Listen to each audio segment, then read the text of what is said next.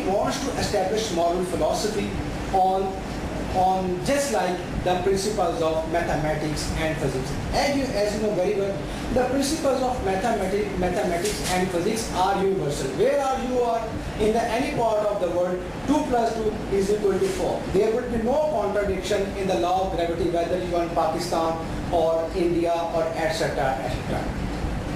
Even Kant's moral philosophy is known with the name of categorical imperative. Kant is of the view this categorical imperative is unconditional. It's not linked up with any kind of condition.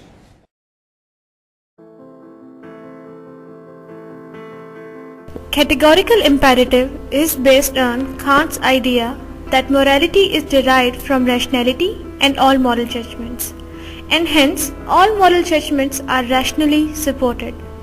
So this rational support leads us to objective reality and so forth to objective morality, which we can locate through the same process.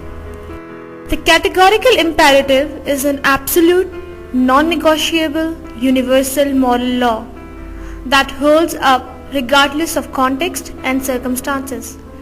And Kant was absolutely unwavering on this point. What's right is right, and what's wrong is wrong.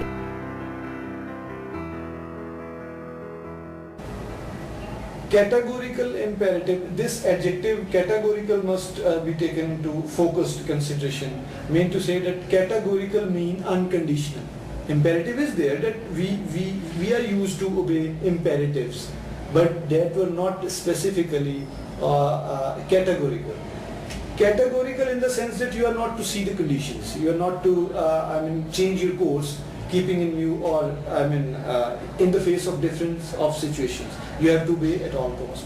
So categorical imperatives means that unconditional imperative, unconditional obedience to duty. Further bifurcates into three maxims. First is universalizability, that the act which is moral must be universalizable. It means that you can only tag an act as universal. You can only tag an act, you can only label an act as moral when it is possible for it to be universal.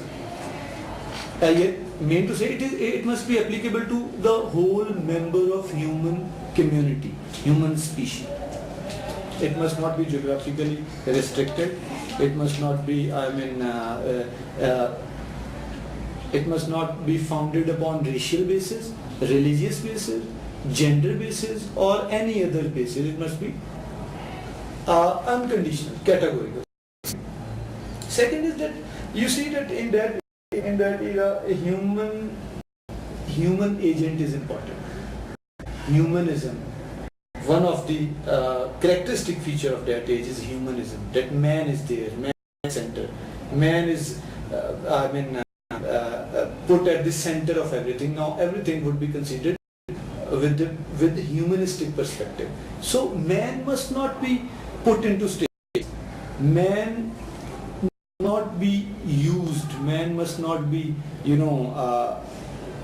exploited to achieve some other end. Man is end in itself. So intrinsic end in man, or man must not be as means. It must be an end in itself. So while following Kantian or understanding this whole Kantian perspective, we must keep in mind that man must not be used. Man is the ultimate. You cannot take an act as a destination, pursuance of which you use man. So man must be end, not means. Third one is that authority in ordering authority, or he must be the self, must be man himself, because according to Kant, unless good comes out, unless good springs out of your own self, it cannot be good at all. So good must be sprung from yourself. So man must be authority, man must be the originary source of good, or originary source of ethical commandments or ethical imperatives. is the agent, man is the doer, man act on his own imperative. That would be categorical. This is the third.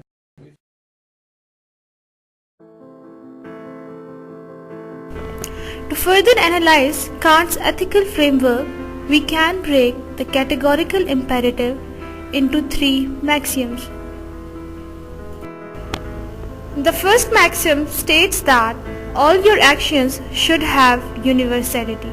In other words, you should only do something if you think it is morally just, if everybody did it all the time. जब ये culture बन चुका है आपका हक है, अब बिल्कुल हक है। देखें जिन्होंने किया अब ये कल्चर बन गया है, अगर जो नहीं करता वो तो नुकसान कर रहा है अपना। The second maxiom states that every human being must be treated as an end rather than a means to the end. What is basically meant that you are never allowed to manipulate anyone, no matter what. It stands as a stark opposition to the consequentialist theory taken into the account of the greater good. Kant thought that the greater good was irrelevant. Each person is his or her own rational agent, and no one can be manipulated to achieve the goals of others. That means you can never lie, no matter what, never, to anybody, under any circumstances, for any reason. Well, the third maxiom states that you should always act in such a way that you are the absolute authority of the entire universe. Every rational being must so act as if he were, through his maxim, always a legislating member in the universal kingdoms of ends.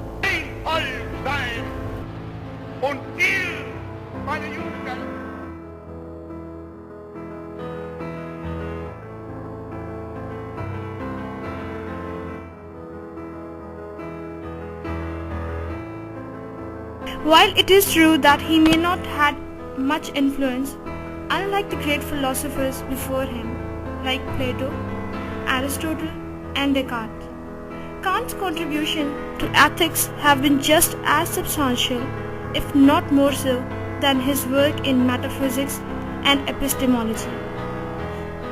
He is the most important proponent in philosophical history of deontological or duty-based ethics.